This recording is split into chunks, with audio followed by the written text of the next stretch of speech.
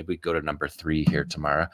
This is another interesting development, another Gaza-made development. This is the buried rocket launchers that the Palestinians have vexed the Israelis with throughout this 6 months, because the Israelis can't find where these rocket launchers are, even though they're moving their troops over this land. They're literally moving their armored vehicles over top of tunnel-fed rocket launchers that the Palestinian resistance has fired. More than 12,000 rockets.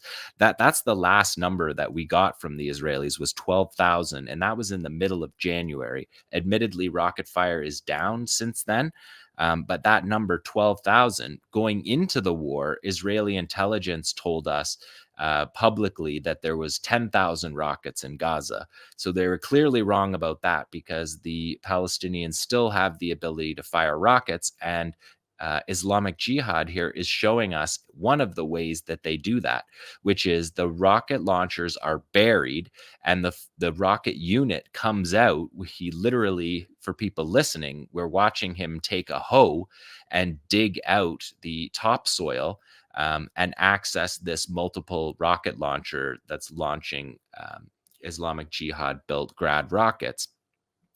And so Islamic Jihad is showing us this, interestingly, 6 months into the war. And here the fighters loading the fuse on the top, showing that these rockets are active. And on this video, they also tell us the time that they're going to launch the rockets.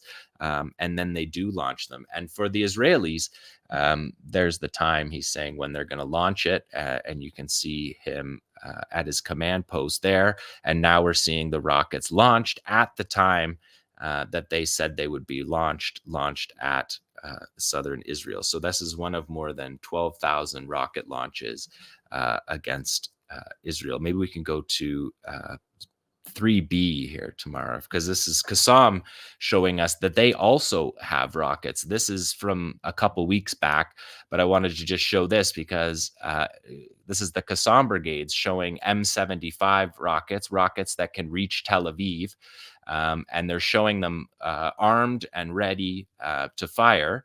And they're showing them how these rockets are used. This is a buried, underground, tunnel-fed, tunnel-borne rocket launching system. And coming into the war, in the first days of the war, the outgoing Gaza, the deputy of the Gaza command, of the Gaza division of the Southern Command, said that there was more than 1,000 tunnel-fed rocket launching sites. And so we're looking at one of those now. 𝐓𝐡𝐞 still has the capacity throughout this war to show us these on video that can be used at any time. And we haven't seen as many 𝐓𝐡𝐞 rockets fired lately. My guess is that that's because they're holding back their stocks at this point because of this interim period. But they're showing us here that they still have this capacity. And I'm sure we're going to see at the end of the war, along with the parade of fighters, that they're going to be able to launch rockets on the last day of the war in the same way that they did on the first day. And we'll remember that this operation began with 4,000 rockets launched on October 7th, which matches the number, virtually matches the number of the entire 2006 war, and also a similar number to the 2014 war in Gaza, the 2006 war with Hezbollah. So these facilities, these rocket facilities still exist.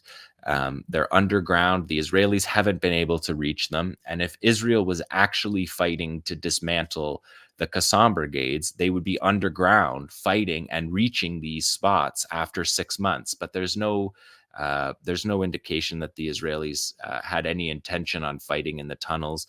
And they haven't done that, though we watch every day to see, because we know, and we said it on October 9th on this show, that there's no way to dismantle the 𝐓𝐡𝐞 brigades without a fight in the tunnels, which history has never seen before in a military context, to see a full-scale battle in the apparently 500 miles of tunnels that the 𝐓𝐡𝐞 brigades and Sarah al-Quds have underneath the Gaza Strip.